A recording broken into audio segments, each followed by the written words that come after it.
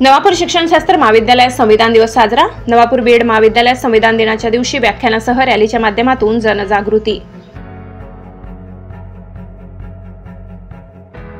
आदिवासी सेवा सहाय्यक व शिक्षण प्रसारक संस्थेचे श्री स्वरूपसिंग हिरानाईक शिक्षणशास्त्र महाविद्यालय नवापूर तसेच मेरा युवा भारत नंदुरबार आणि नेहरू युवा केंद्र नंदुरबार जोशाबा सरकार युवा मंडळ नवापूर यांच्या संयुक्त विद्यमाने नवापूर शिक्षणशास्त्र महाविद्यालयात नुकताच संविधान दिनाच्या निमित्ताने संविधान गौरव दिवस साजरा करण्यात आला। या प्रसंगी कार्यक्रमाचे अध्यक्ष प्राचार्य डॉक्टर संजय अहिरे तर प्रमुख वक्ते डॉक्टर मंदा मोरे हे उपस्थित होते।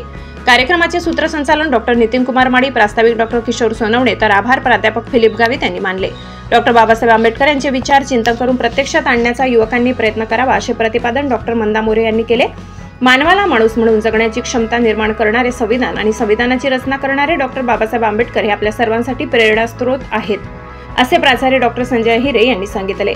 कार्यक्रमात संविधान प्रास्ताविकेचे वाचन प्राध्यापक फिलिप गावित यांनी केले। हा कार्यक्रम संपल्यावर नवापूर शहरातून संविधान गौरव यात्रा रॅलीच्या माध्यमातून नवापूर शहरातून काढण्यात आली। या कार्यक्रमाचे सर्व शहरवासियांनी कौतुक केले। या कार्यक्रमासाठी प्रमुख मार्गदर्शन नेहरू युवा केंद्र नंदुरबार येथील जिल्हा युवा समन्वयक भूषण पाटील, गणेश ईसी यांचे लाभले।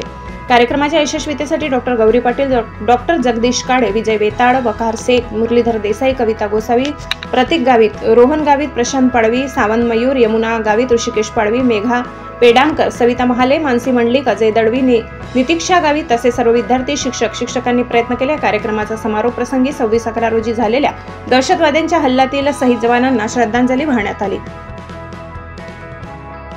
गरीब असो श्रीमंत असो सगळे सारखे, सगळ्यांसाठी एकच नियम, वेगवेगळे नियम आपल्या देशात नाही। श्रीमंतांसाठी वेगळा नियम नाही, गरिबांसाठी वेगळा नियम नाही। जो नियम आहे तो सगळ्यांसाठी सारखा। न्याय सुद्धा सगळ्यांना सारखाच आहे। असं होतं का श्रीमंतांसाठी वेगळा न्याय आणि गरिबांसाठी वेगळा न्याय?